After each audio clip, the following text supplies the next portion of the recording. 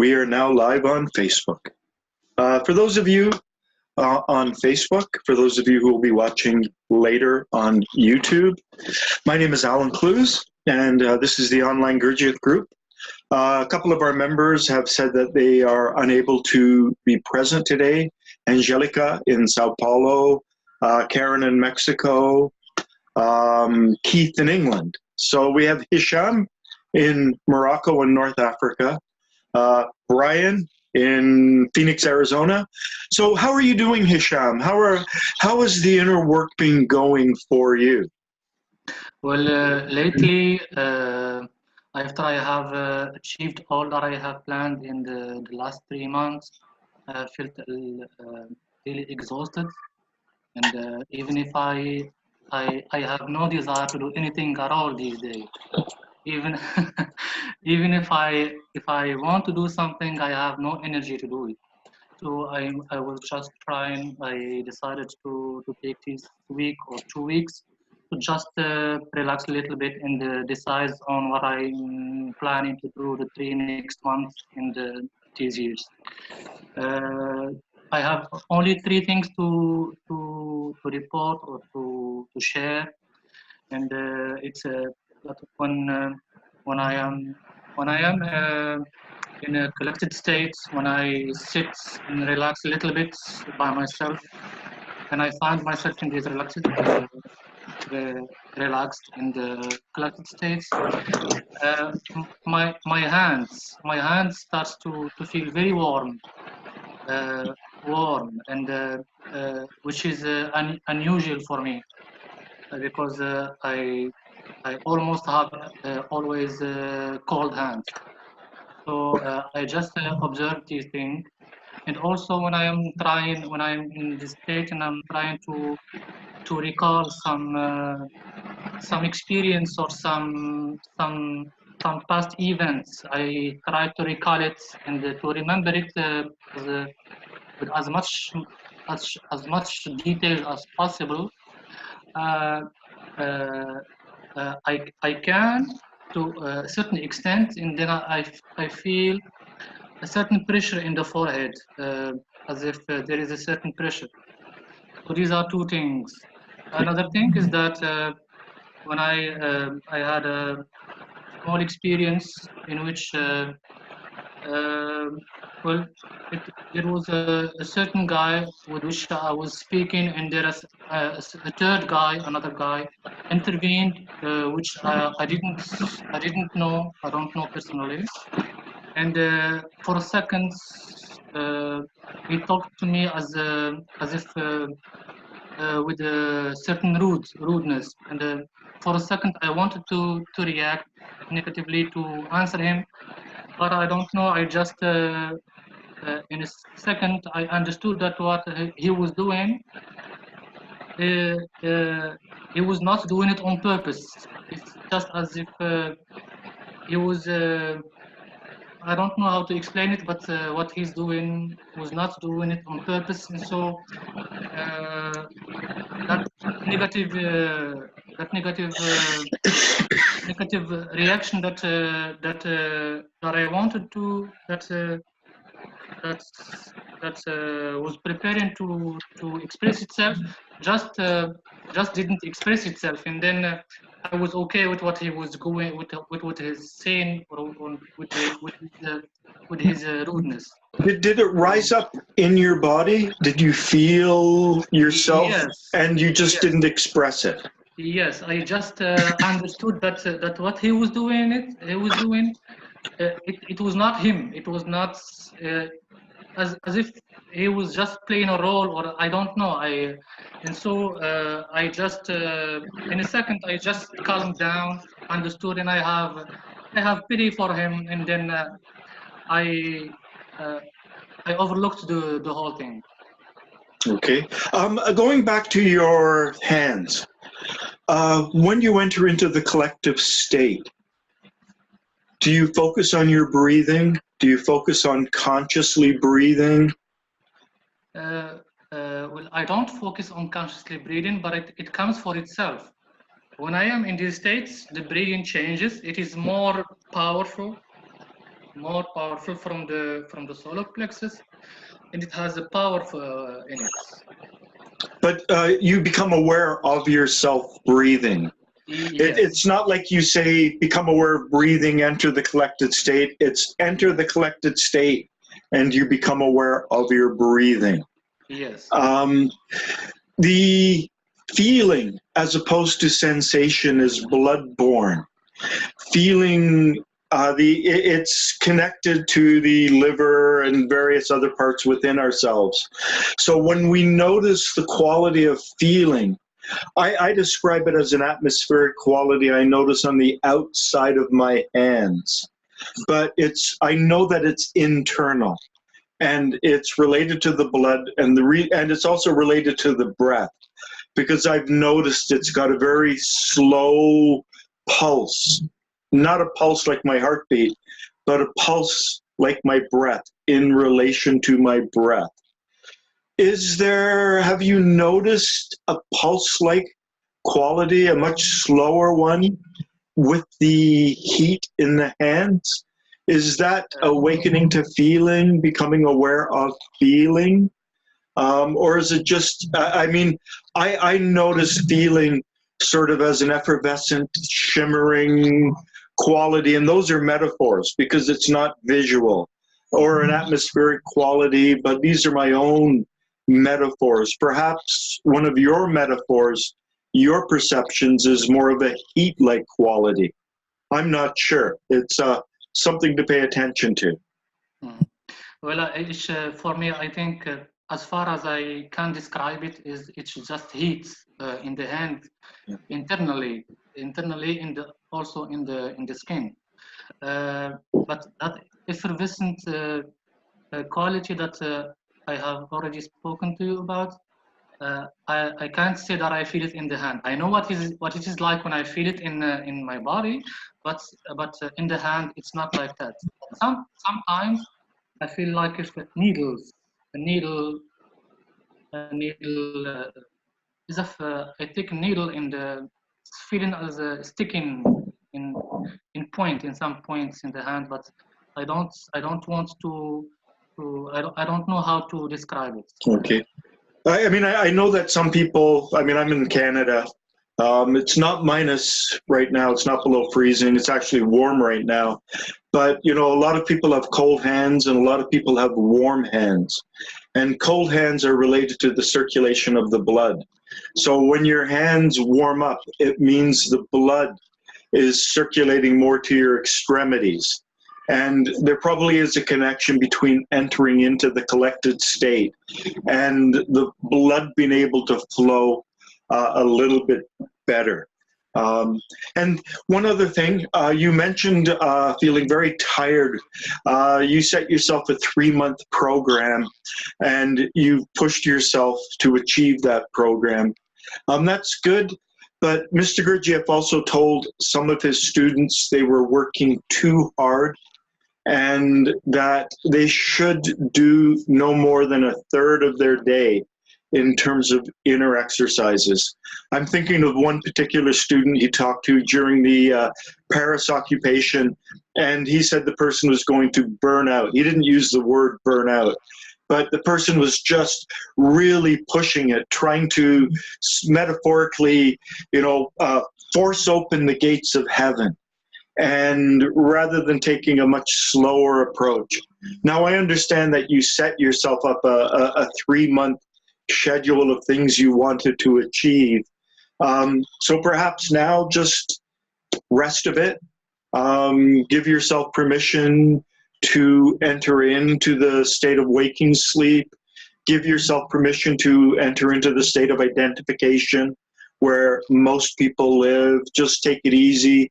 Recharge your batteries, recharge those accumulators within yourself. Just give yourself a bit of rest.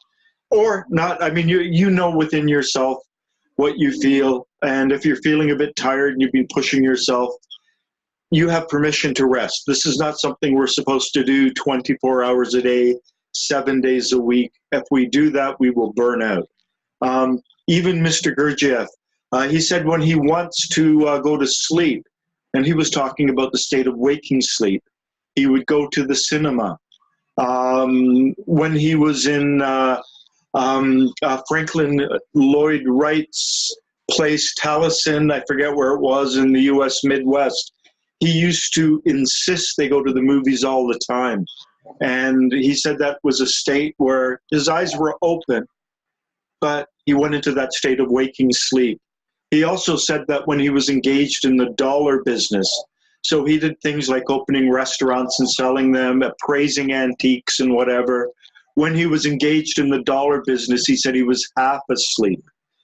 So that meant that he wasn't fully present, fully awake as he could be.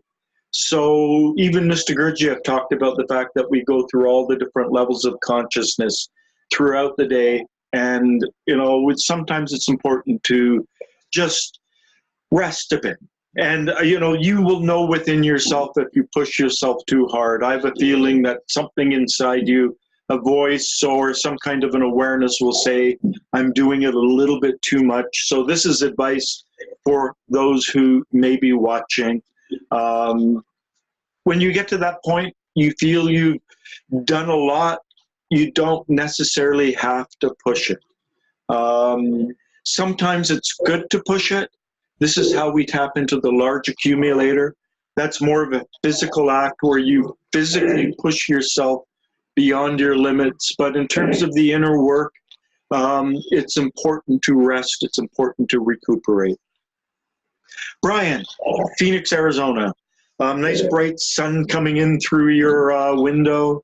How's the inner work going for you? It's going well. I've still been doing a lot of thinking on the last class where we talked about the chief feature. Mm-hmm. And one observation I had is we talked about like if you're dealing with like customer service, and customers that I used to look at. I mean, when I was growing up, I used to clean golf clubs at a country club, and then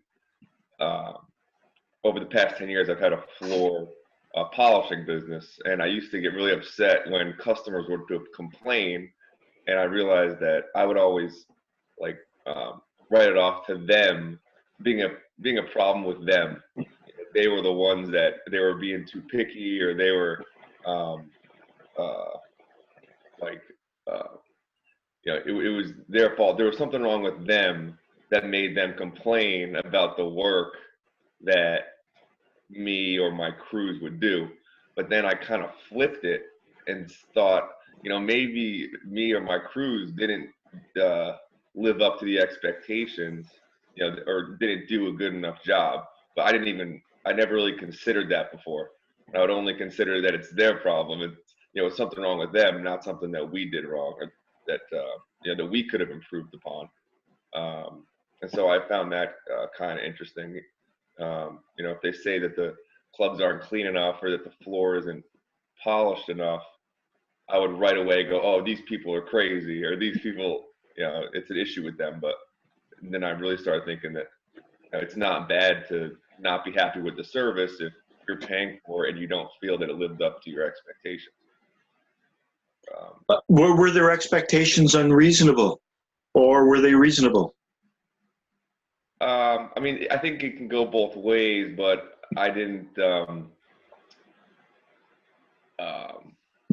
I think there's probably have been a bunch of times where their expectations were reasonable, and that we might not have lived up to them. But I still just, I didn't think about it at that time. I just blamed it on them for being too picky. Okay. What reflections have you had in terms of your chief fault? It's the blind spot. It's sort of like the circle around which the wheel of our personality turns. And it's the one place where we are most mechanical and most blind.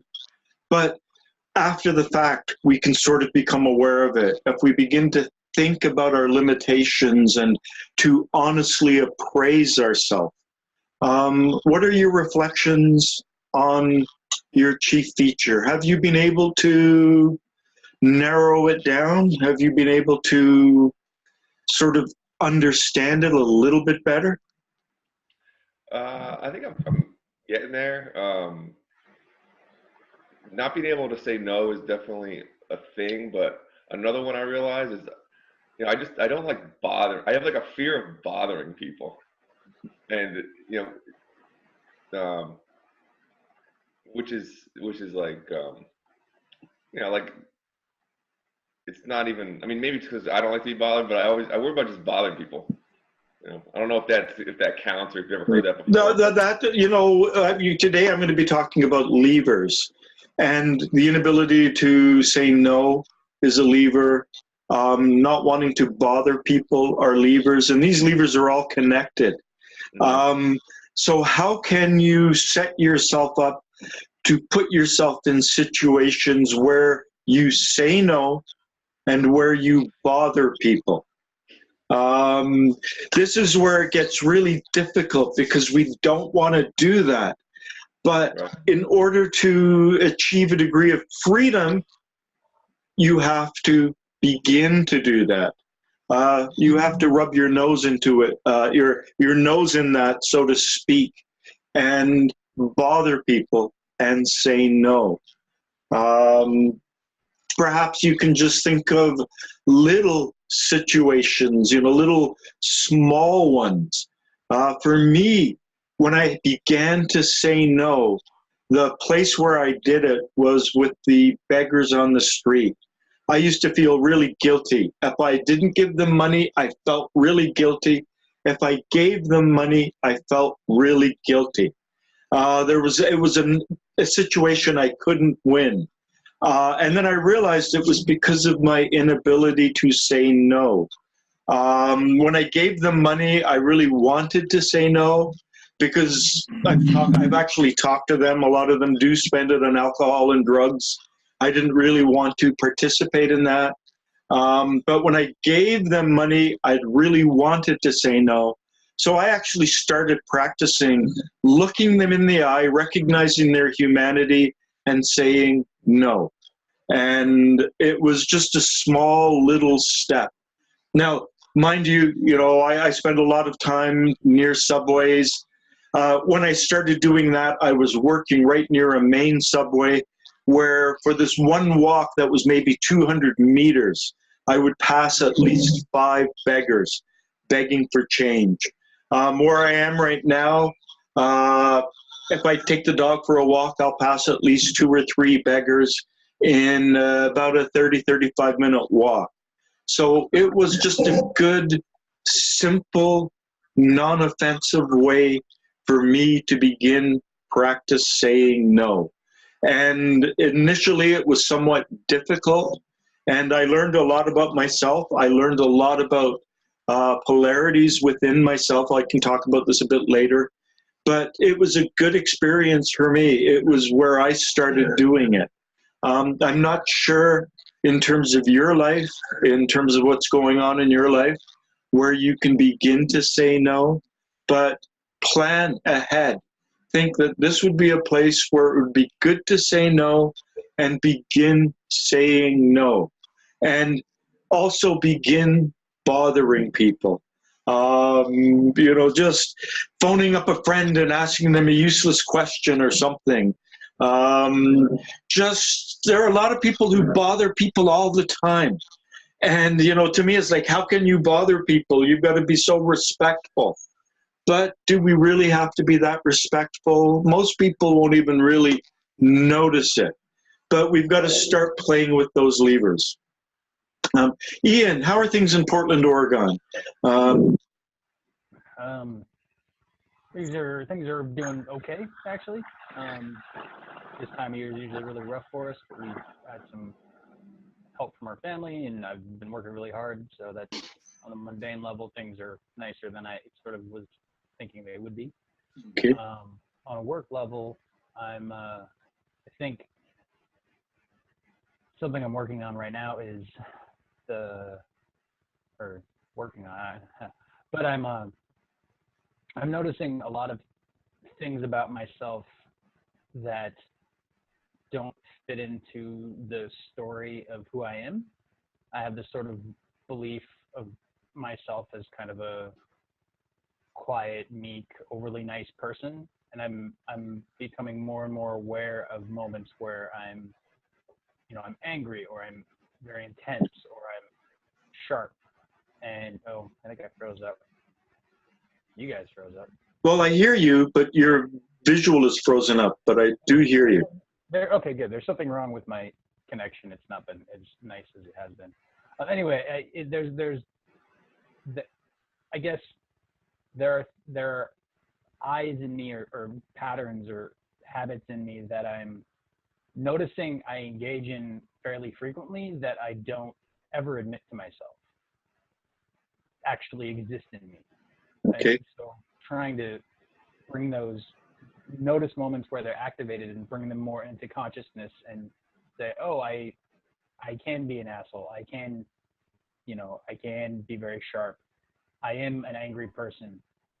And just be okay with that is actually, like, if there's a feeling of something mixing, some kind of a, like, light.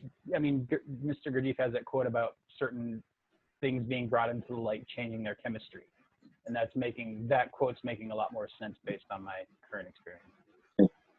He also said that it is possible for a man to be good, and it's possible for a man to be evil, but neither one are properties of a proper man, not quotation marks.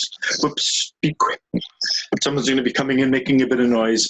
A man in quotation marks. He said that we don't evolve towards good away from evil. We evolve between good and evil.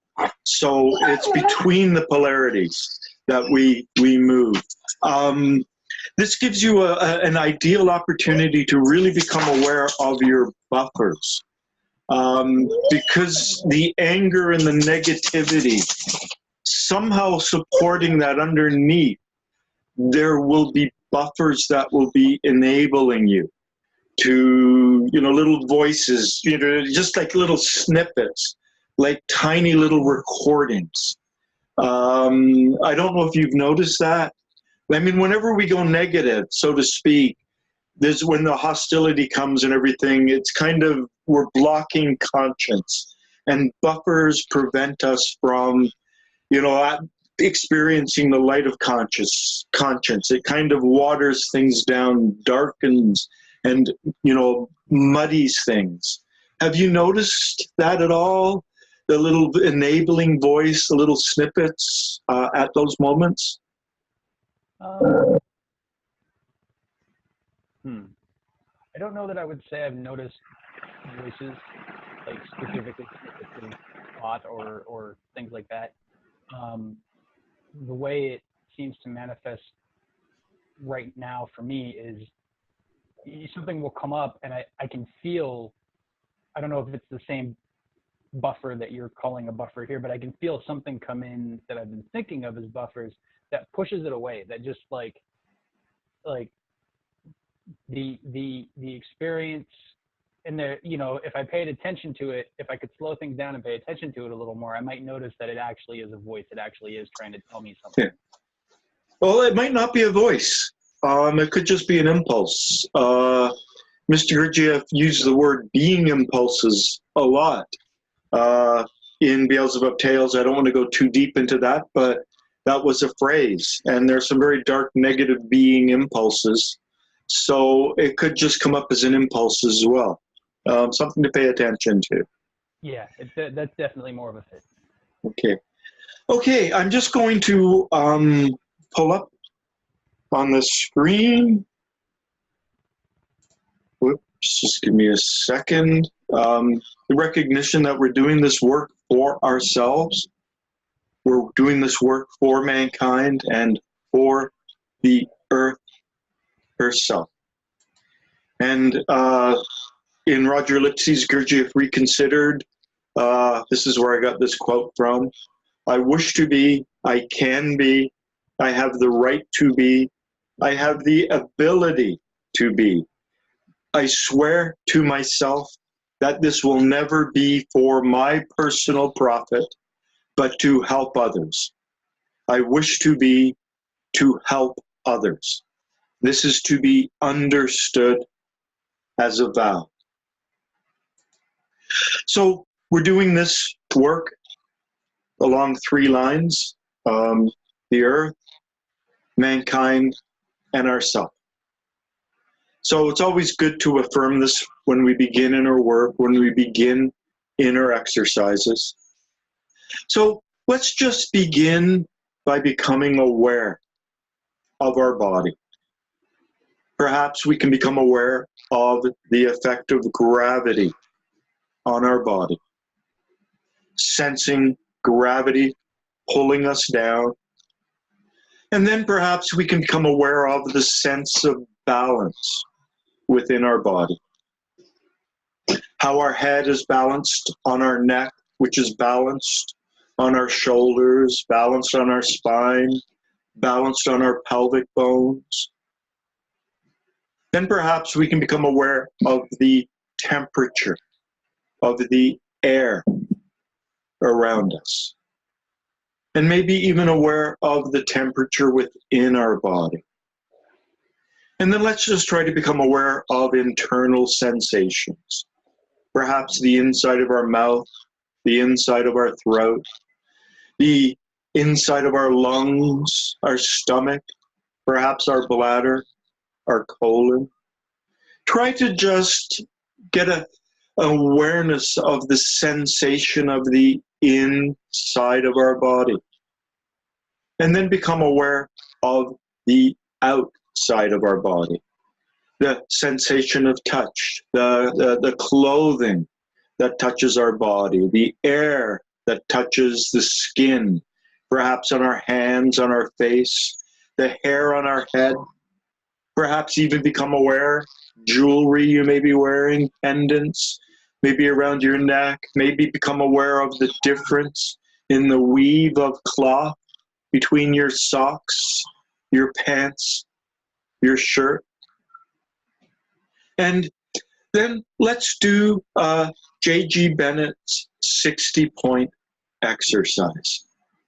And we do this by breathing in awareness to 60 points in the body, 30 points down the right side, 30 points up the left side, breathing in awareness and breathing out tension. So this exercise has a twofold purpose. One is that personal consciousness, the mindful awareness, the energy of hydrogen 24, stepping up from the realm of waking sleep into the realm of personal consciousness. And the second one is relaxing the body. Mr. Gurdjieff said the ability to relax the body was a prerequisite for inner work. So through this exercise, we achieve both of these aims. So breathe in awareness and breathe out tension to the crown of your head. And then breathe in awareness and breathe out tension to the right side of your forehead. Breathing in awareness and breathing out tension to your right eye.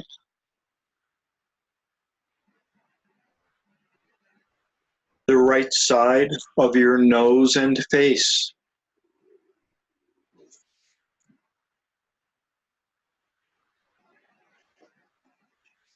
The right side of your head and your right ear.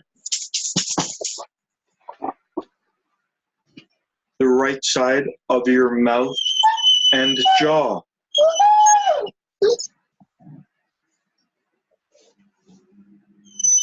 The right side of your throat and neck. Your right shoulder. Your right upper arm and elbow. Your right lower arm and wrist. The top of your right hand.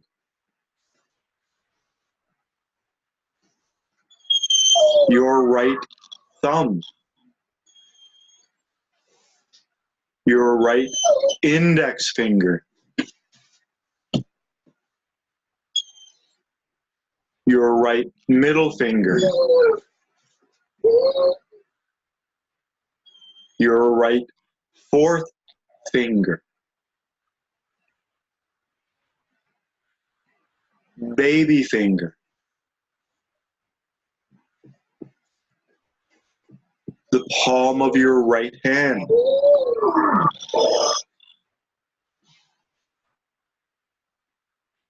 breathing in awareness and breathing out tension to the right side of your chest,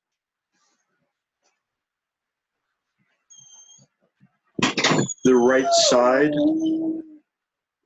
of your midriff and abdomen,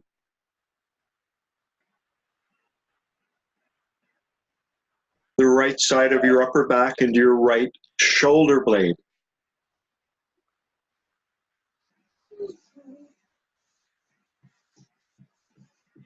the right side of your lower back,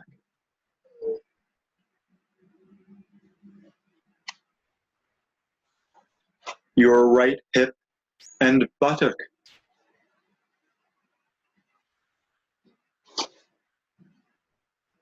your right upper leg and knee,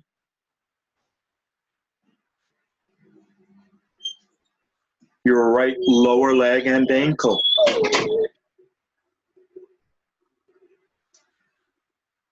the top of your right foot,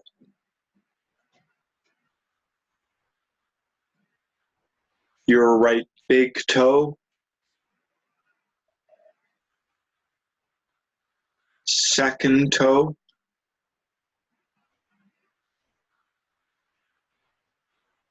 third toe, fourth toe, baby toe, the bottom of your right foot. And now reversing this process, breathing in awareness and breathing out tension to the bottom of your left foot, your left baby toe, your left fourth toe, your left middle toe, your left second toe, your left big toe,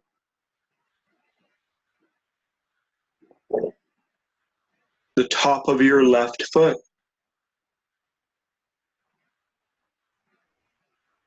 your left ankle and lower leg, your left knee and upper leg, your left buttock and hip, the left side of your lower back,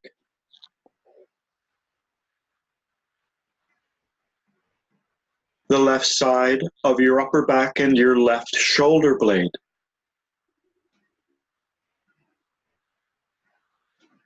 the left side of your abdomen and midriff,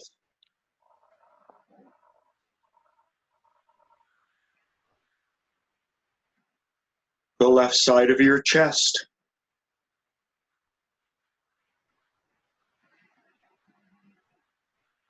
the palm of your left hand,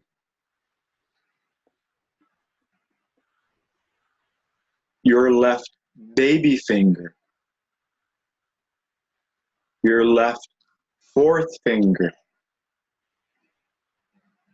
middle finger,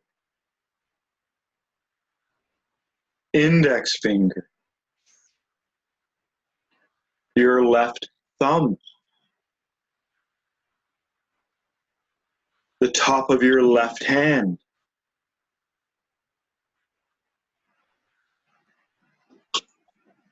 your left wrist and lower arm,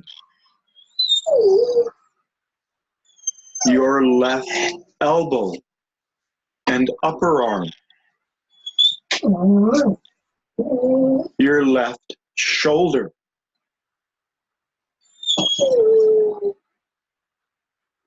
the left side of your neck and throat, the left side of your jaw and mouth, the left side of your head and your left ear, the left side of your face and nose, your left eye,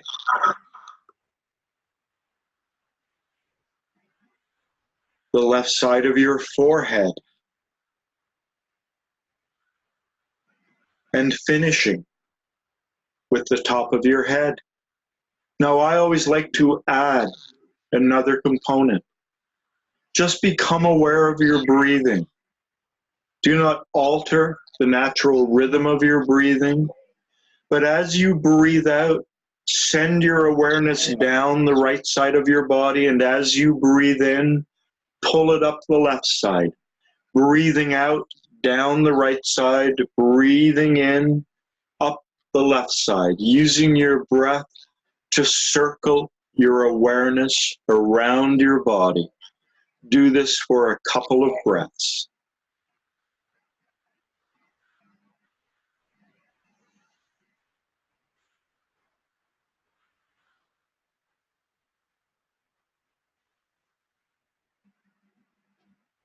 And then allow your attention to rest. And we'll finish with the collected state exercise. As the earth is surrounded by an atmosphere, so too are we surrounded by an atmosphere. Normally our atmosphere is dispersed. We disperse it with thoughts, with feelings, with sensations. Whenever we're in a state of identification, whenever we think about someone or something, we disperse our atmosphere. So collect your atmosphere. Draw it towards yourself. Keep it around you, perhaps a meter, maximum meter and a half. Become aware of the boundary of your atmosphere. Keep it tranquil. Keep it calm. Keep it still. And in a moment, I'm going to count to 3. And when I get to 3, breathe your atmosphere in. And as you breathe out, imagine something from your atmosphere remains and settles within you. Some kind of emanation that just settles. 1, 2, 3. Breathe your atmosphere in, and as you breathe out, imagine that something remains within you. And silently, in your mind, repeat after me. May results from this exercise be transubstantiated within me for my being.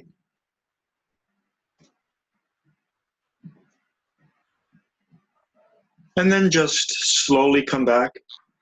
The little whining that you heard was my dog. I don't know if you heard that.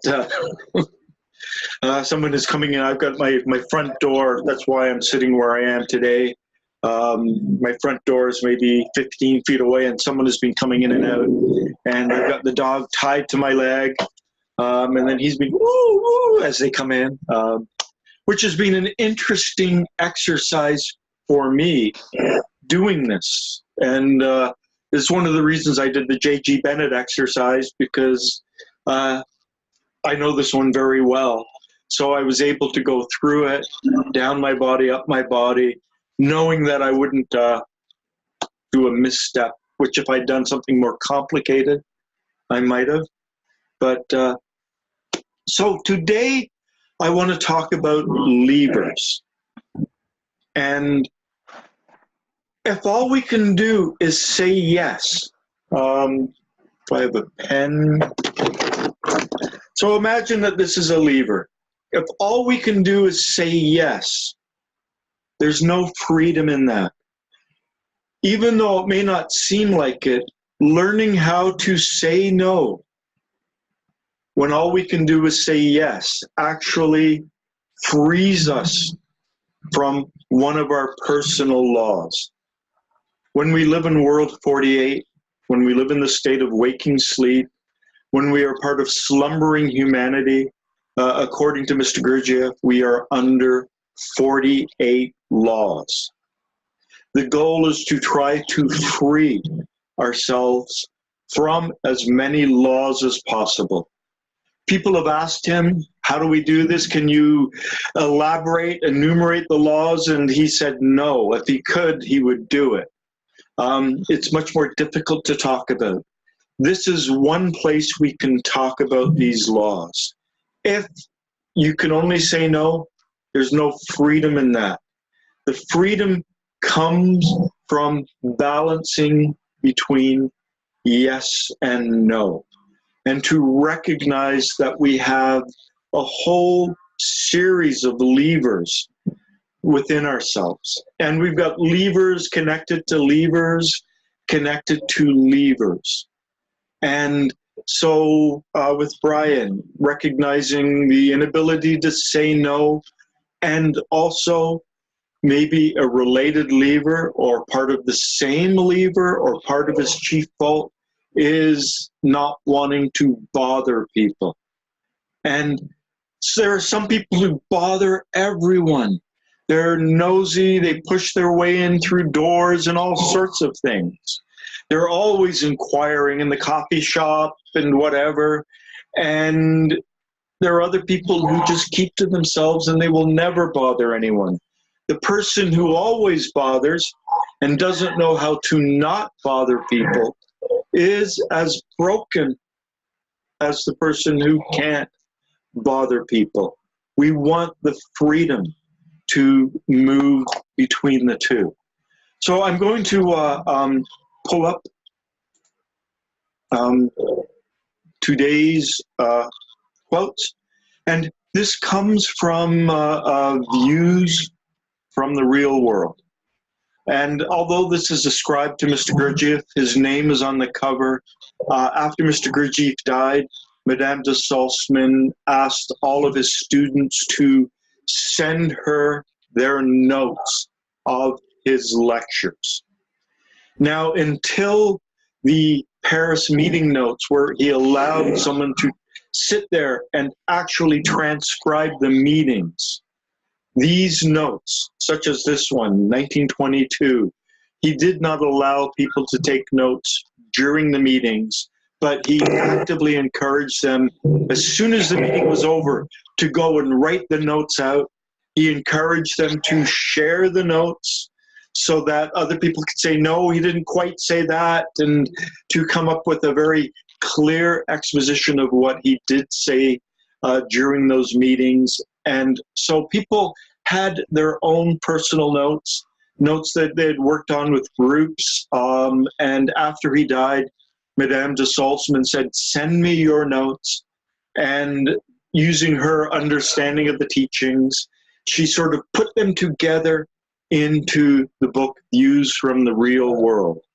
And I always recommend two initial books for these teachings: In Search of the Miraculous by P.D. Ouspensky.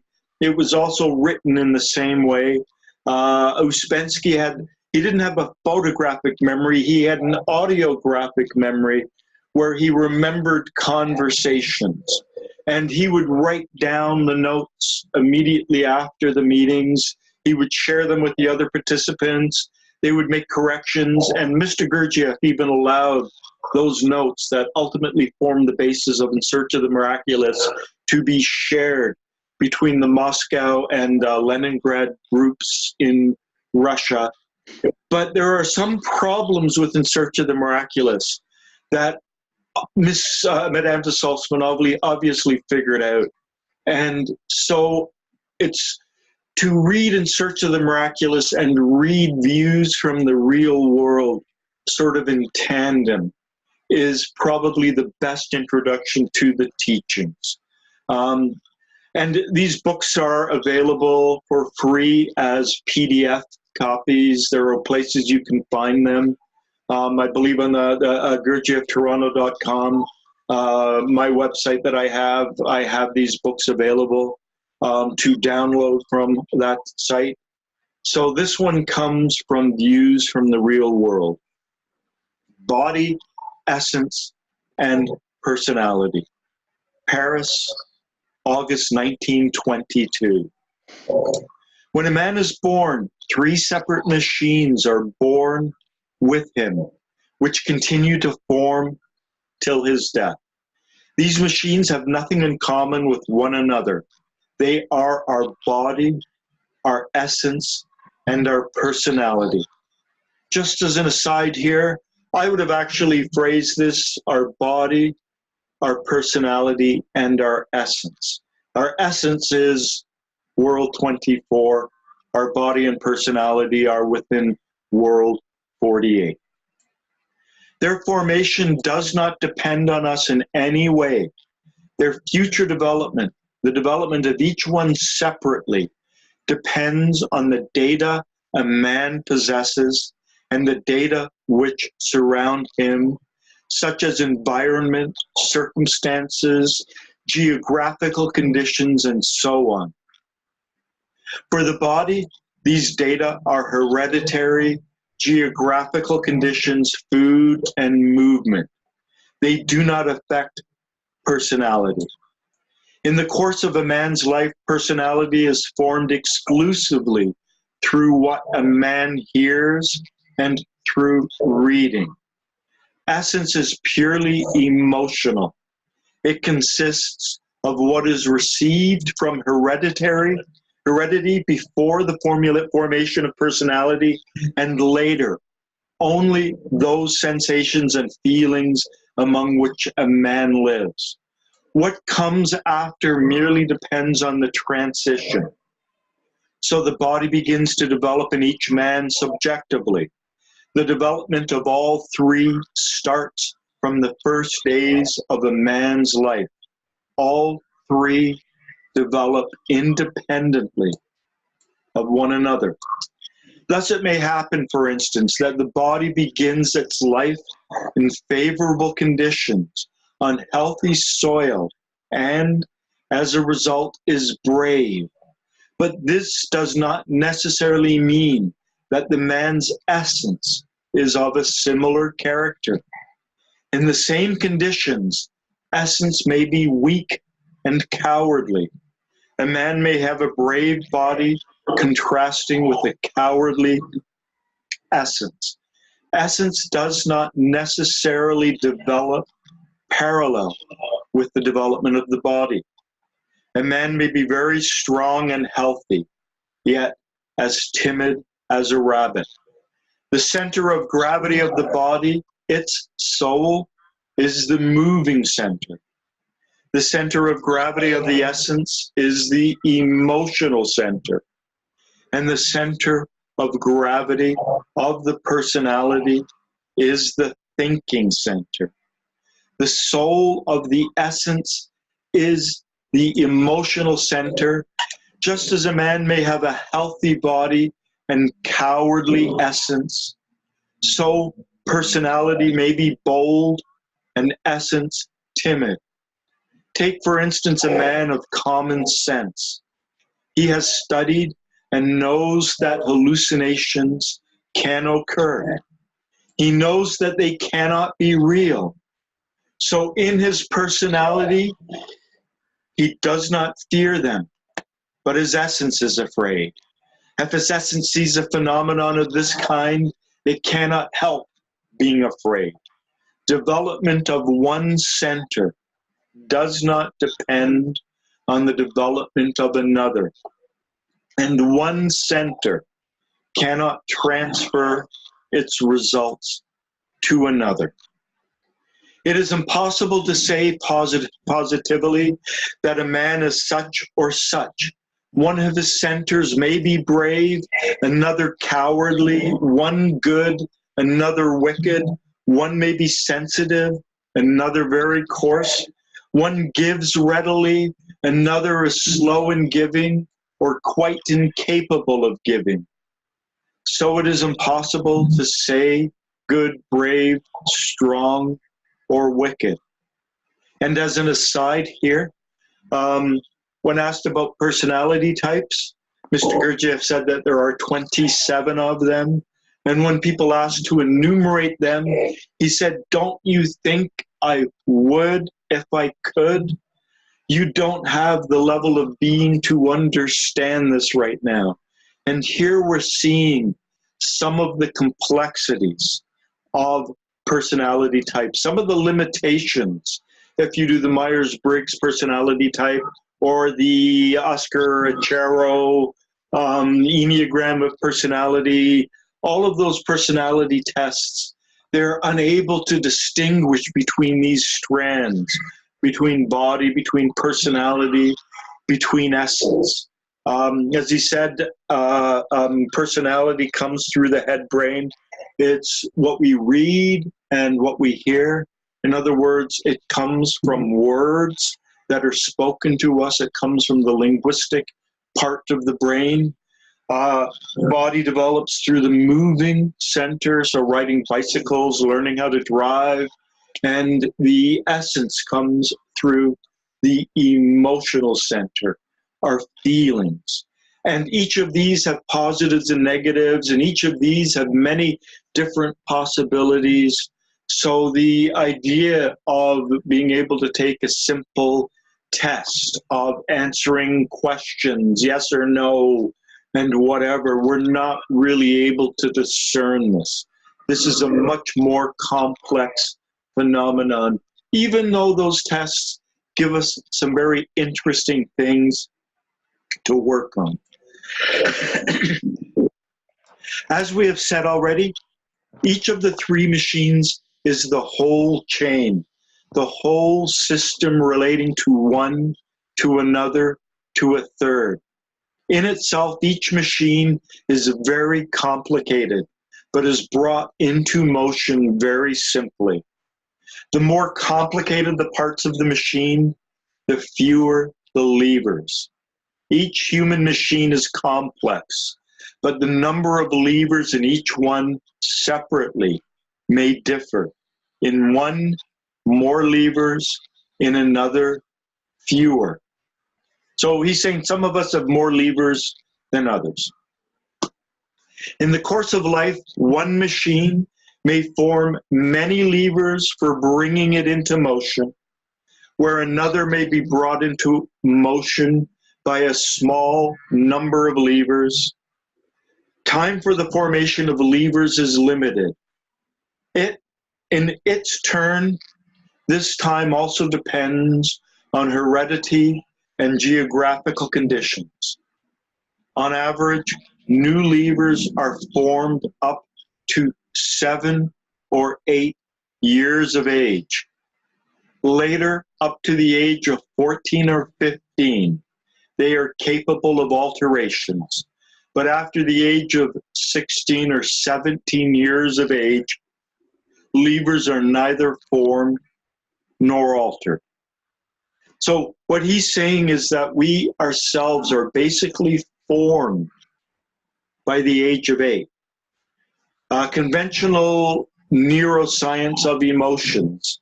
The neuroscientists exploring emotions have determined that we will not experience a new emotion after approximately the age of 8. Every feeling that we currently feel is a re-feeling of something we felt before the age of 8. As a hypnotherapist, this really informs what I do, because I know feelings get broken very, very young. But a metaphor that I use is, imagine having a sack, and in that sack we can put various emotions, and then at the age of 8 we seal the sack up. But what Mr. Gurdjieff is saying here is that up until the age of about 15 or 16, we can move the objects in the sack around, so change their position, but we cannot add to the sack. So that's just a metaphor to explain what he's saying here. So going back to the quote, on average, new levers are formed up to 7 or 8 years of age, later up to the age of 14 or 15. They are capable of alteration, but after 16 or 17 years of age, levers are neither formed nor altered. So later in life, only those levers act which have already been formed or been already formed. This is how things are in ordinary, normal life. No matter how much a man may be puffing or blowing, this is true even as regards man's capacity to learn. New things can be learned only up to the age of 17. What can be learned later is only learning in quotation marks.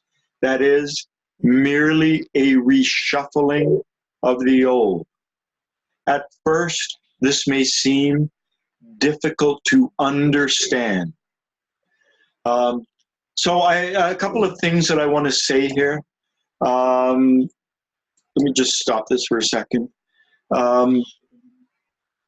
Most of humanity, most people are complete by the time they're 16, 17, 18 years of age. Not a lot of growth after that is possible. Now, what he doesn't say here, but he's mentioned elsewhere, is that through working on ourselves, through engaging in various inner exercises and inner work, we can actually change this to a degree. For instance, we have not experienced a new feeling since approximately the age of 8. Every feeling that we currently feel is a refeeling of something we felt long ago. But through, for instance, taking part in movements classes, there is a strong connection between movement and feeling.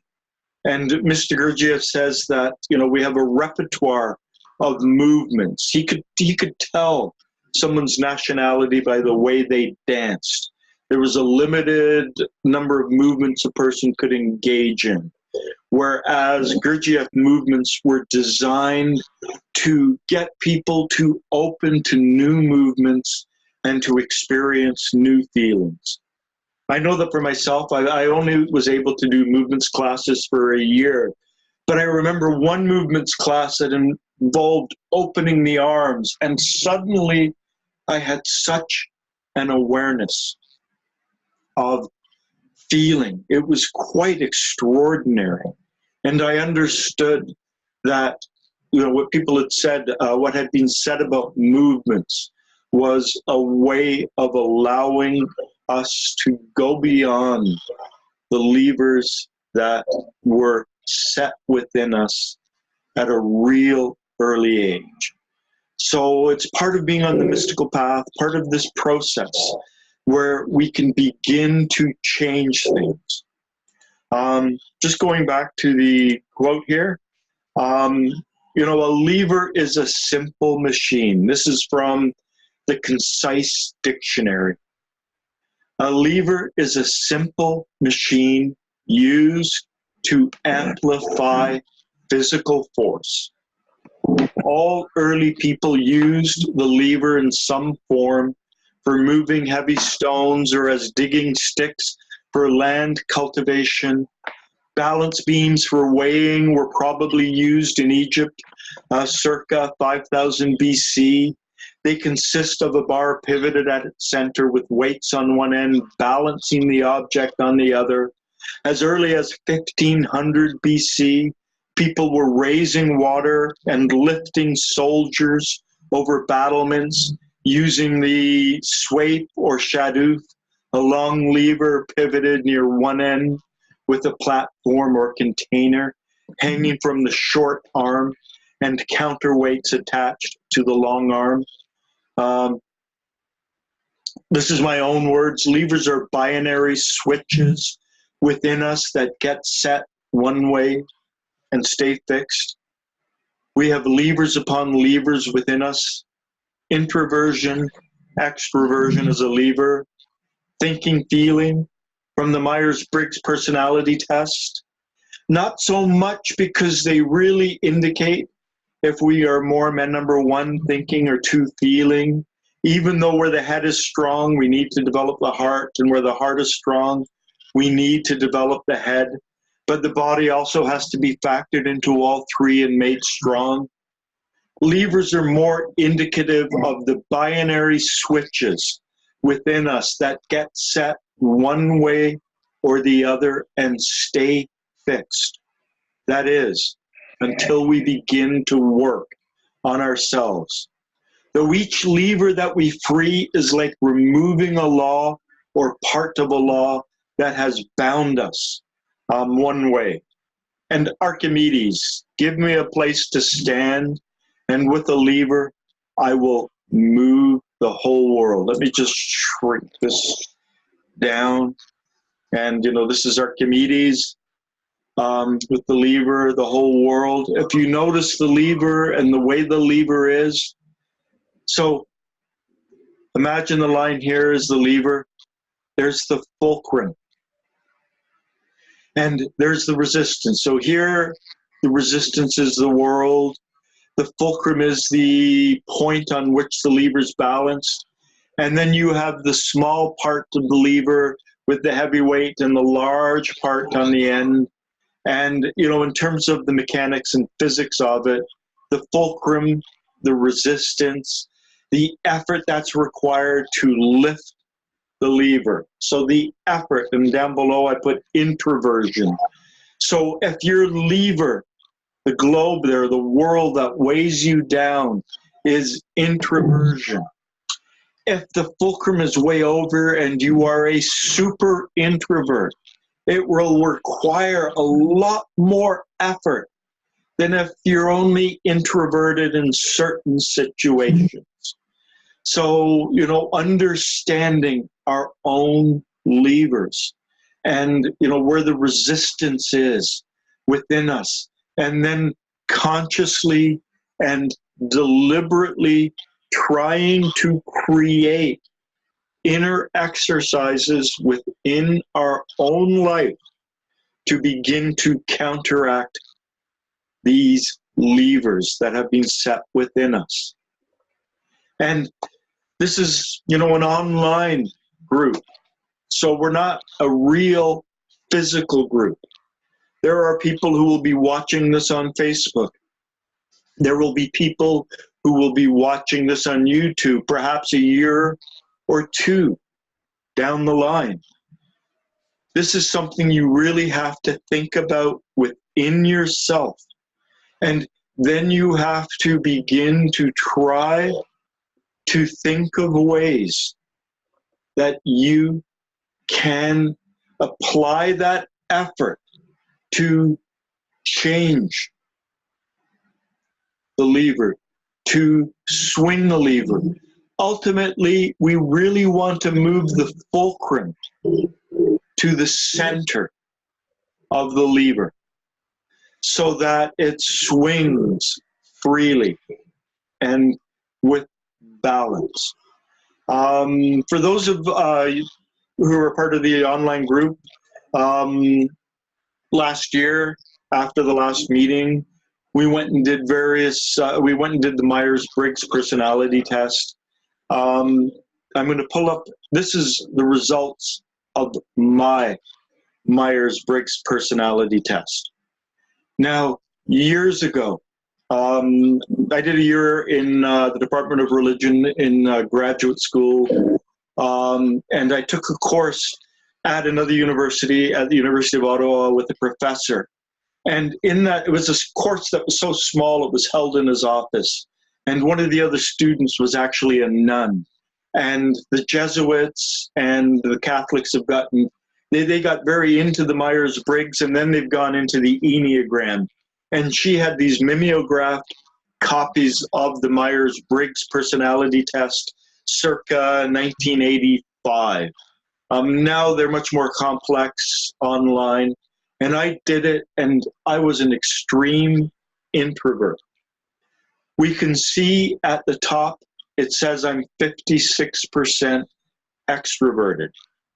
This was a result of a lot of effort on my part. I still find myself in social situations where I just don't want to go and say hi. And I just push myself. Hey, hi, my name's Allan. How are you doing? And introduce myself to people. Put myself in situations where I have to step outside of my normal sort of limitations.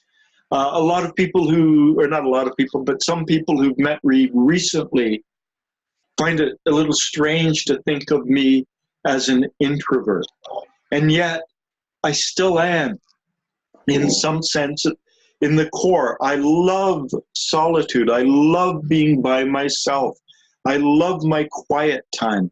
But I no longer experience that anxiety. I no longer experience that tension in me when I'm in social situations. I'm very comfortable talking with other people, introducing myself to other people.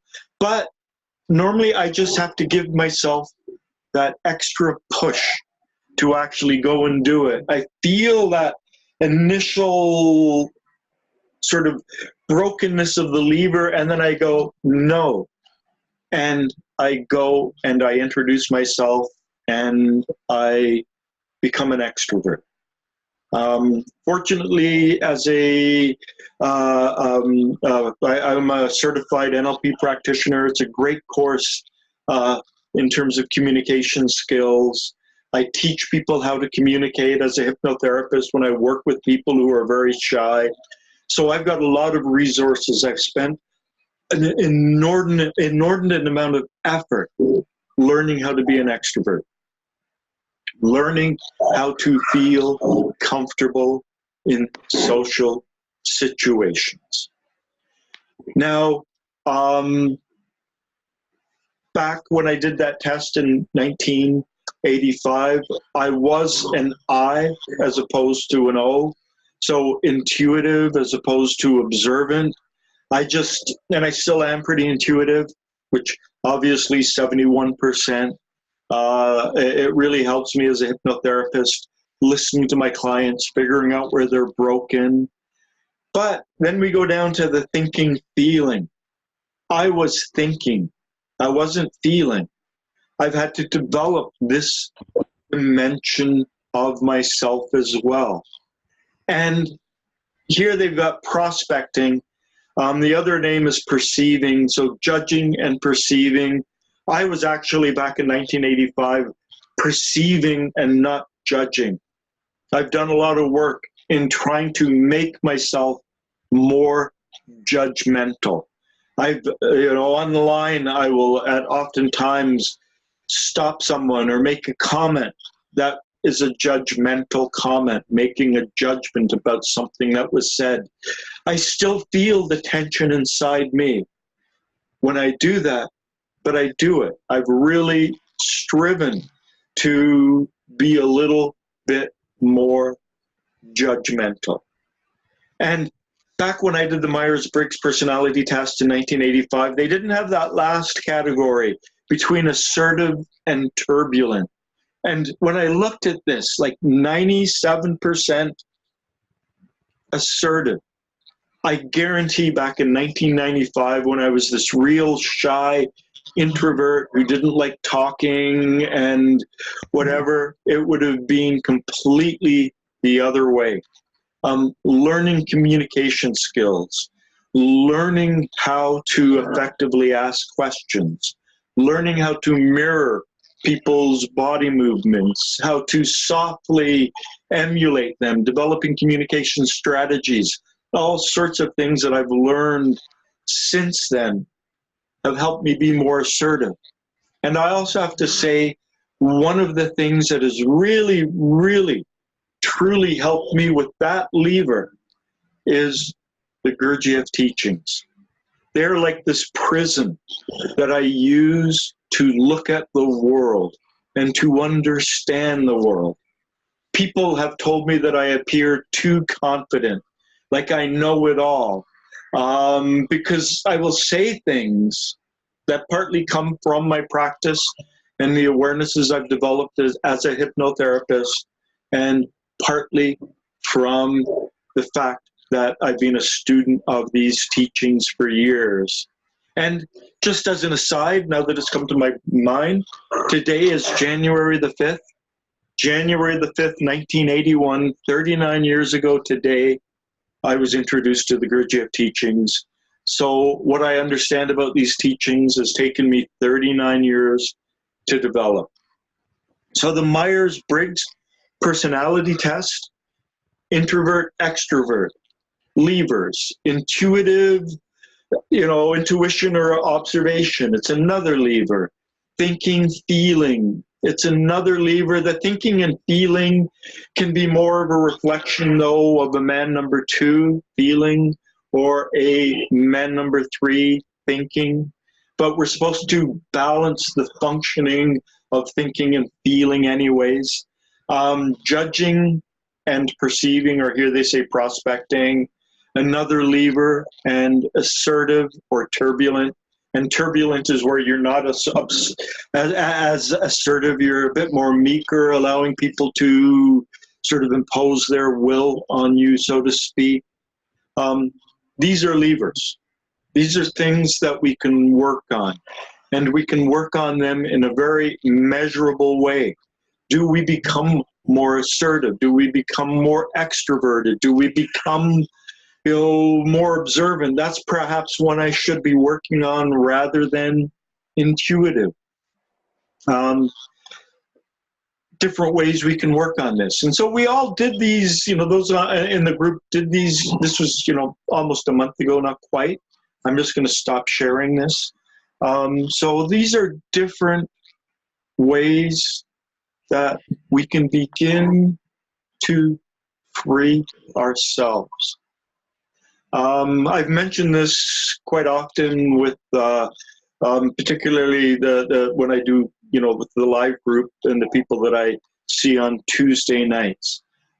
It's not, I don't have it right here, but I've got a lot of certain walls in my apartment here that are painted green. And they're green screen walls so that I can do videos and put in a completely new background to those walls. And back when I painted this, I'm going back more than 5.5 years, 6 years. When I painted this place, I ran out of the green paint from Home Hardware, and I had to go and get just a little jar of it. And I went to Home Hardware. They had to mix it up. They gave it to me, and I accidentally dropped the paint. It fell onto the concrete floor, spilled open, and I didn't feel like running. I didn't feel like fleeing. I'm sorry, it was an accident. Whoops, it's my dog just knocking my, it didn't feel, I just stood there. They went and got the kitty litter. They put the kitty litter on this real obnoxious green paint in some ways. And then I said, can you give me another one? And so they had to make me another one. And at that point, it was like, yes, I've graduated. That was like a test for me. If that had happened even 10 years before, I would have felt like crawling under something or disappearing or running away and hiding as quickly as I can. And the fact that I didn't feel any anxiety within myself made me realize that I had profoundly changed myself. Now, when I realized I had this problem, for instance, there was a time I slipped down stairs going down into the subway. I actually really sprained my ankle. I had to borrow a cane and use it for 2 weeks. But I fell down the stairs and people ran over, "Are you okay?" And I jumped up and I said, "Yes, I'm fine." Because I didn't want to have that happen. Part of me is just like, I want to disappear. I want to be hidden. And so I pretended I was fine when I wasn't. When I was working on this lever, this problem within myself, I accidentally slipped down the stairs on the subway again. This time I actually was more or less fine. But I sat there. And people came over and said, "Are you okay?" And I said, "Well, you know, I slipped, but I'm okay. I'm okay. I don't think I hurt anything." I didn't jump up. I didn't pretend everything was right. I didn't walk on, you know, an ankle that got really swollen because I'd really twisted it. I let people come and pay attention to me and ask me if I needed help. And another thing I did was drop a cup of coffee in a coffee shop, purposefully, but making it seem accidental. Would have been something that I would have crawled sort of into the ground, hidden away from before. It was an exercise that I did to allow that feeling to rise up within me and to stay there and let it subside, and not to run away, not to hide away, not to disappear. I've mentioned this before. I had a shirt. It was a green shirt. And when my girls were young, their stepfather wouldn't allow them to dye their hair at their house because it's got bleach and stuff. And so they came over to my place and, "Daddy, can we dye our hair?" And I said, "Yeah." And I got some of the bleach on my green shirt, and this right here was it was a different color than the rest of my shirt. And one Sunday, I was on the subway in Toronto, and I realized I was wearing the shirt, and I looked over, and I was mortified. I wanted to hide away because I was wearing that shirt in public. And then it's like, this is ridiculous. And so I once had a meeting with a lawyer, and I wore the worst clothes I could find, you know, a ripped shirt, grungy pants, in a situation before where I might have put a suit and a tie on to go and see the lawyer. I dressed down. And I have to admit, when I did that, it made me feel somewhat uncomfortable. I really didn't enjoy it, but I knew I was working on the lever, changing it, slowly adding that force, that effort, that struggle. So try to figure out where your own personal levers are. Any place where there's that kind of binary switch between introvert and extrovert, judging or perceiving. There are numerous personality tests that you can do online, and you can intuit, you can discern from these personality tests, these levers within you, and figure out where those levers have gotten stuck, where they formed in that position, and try to work on that. So look within your life, examine yourself, do some of these tests, put yourself in situations that make you feel so uncomfortable inside because they violate that lever. So Brian, bother people, say no. One of the things I've noticed about all of us, and even those not here today, like, you know, Karen and Keith and Angelica, and myself back in the past, is introverts. How can you be more extroverted? How can you pretend and act more extroverted? A good way, NLP talks about modeling behavior. Find a friend who's just an extroverted person. Watch them in social situations, how they approach people, what they say, and then become an actor and pretend you are them. Model their behavior. Try to become like them, how they connect to people, how they talk to the, you know, the clerk at the coffee shop, the barista, or the person in the store, or whatever. Just allow yourself to change. So are there any comments, any questions?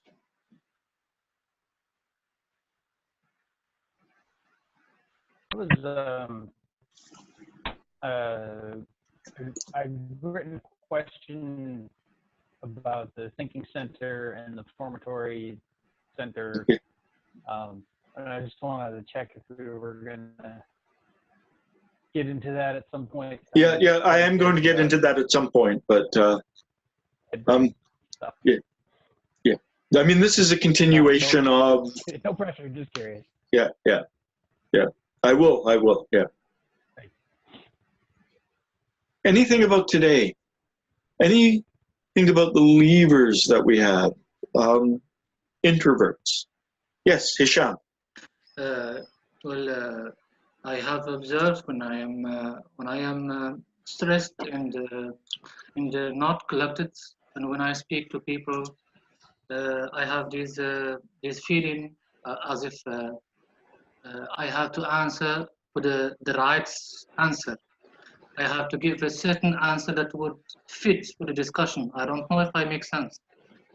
I feel as if there is a certain answer that I have to give, and that I am always not giving the right answer, or not saying the right thing, not doing the right thing, and these influences negatively my relationships with people, especially when I am stressed. But when I am good, when I am okay, I have the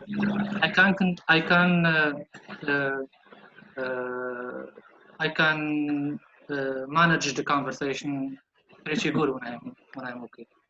I don't recommend necessarily doing this in a work environment where, your paycheck is involved. Perhaps becoming a bit more extroverted is good in those environments.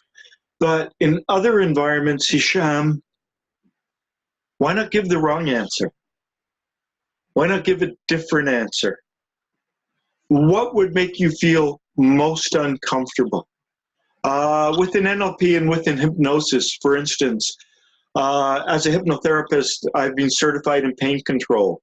And one of the first things we're taught to do is to turn the internal perception of our client's pain up, because the subconscious mind can't stand it being turned up, and it turns it down. And this is like a metaphor. So to put yourself in a situation where the heat, the temperature within you goes really up because of what you're saying, and you'll notice that there will be an automatic lowering. So what happens if you say something completely irrelevant? Was it last Wednesday? And, reply, well, my favorite color is red. And, red is such an interesting or whatever. Who cares if they think you're stupid? Who cares if they think you're giving the wrong answer? Trying to put yourself in those situations where you feel your own temperature rising and where it feels really, really, really uncomfortable inside. Because most people are so self-absorbed, so preoccupied with themselves, they probably will not even notice it. And it will be a good opportunity for you to work on yourself. The thing is that I know, I am aware of it happening, and I am aware that this is stupid to think that I am saying something wrong and doing something wrong. I know that this is stupid, that it's not actual, but it happens. You know what? Say something wrong. Yes. Say, not diabolical wrong. You're talking about the weather and go, yeah, my favorite color is orange. Or something completely non sequitur that will make them kind of stop and wonder what's going on, and make yourself appear, in a sense, almost like a simpleton. Like, duh, what did you say? Sorry.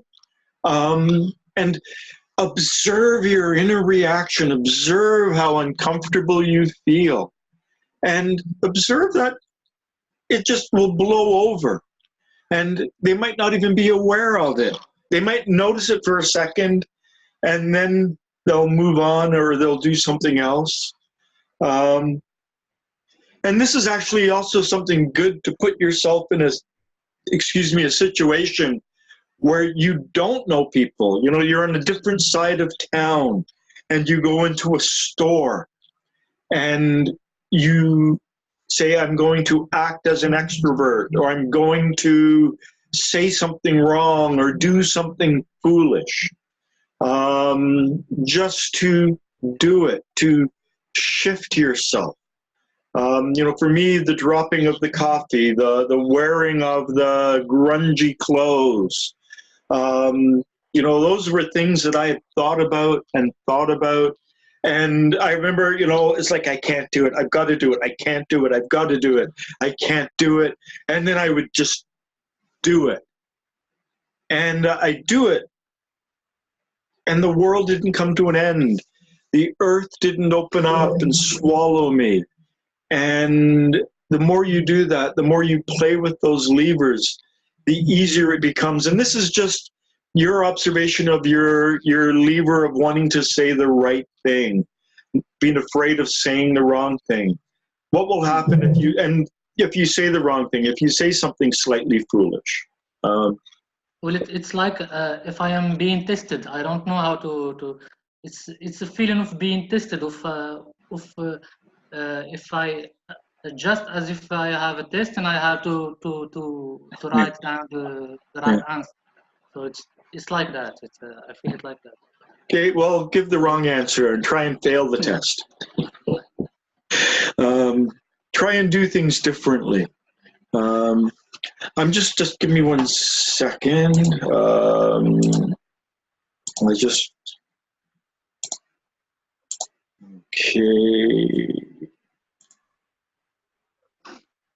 Okay, I've just ended the meeting on Facebook.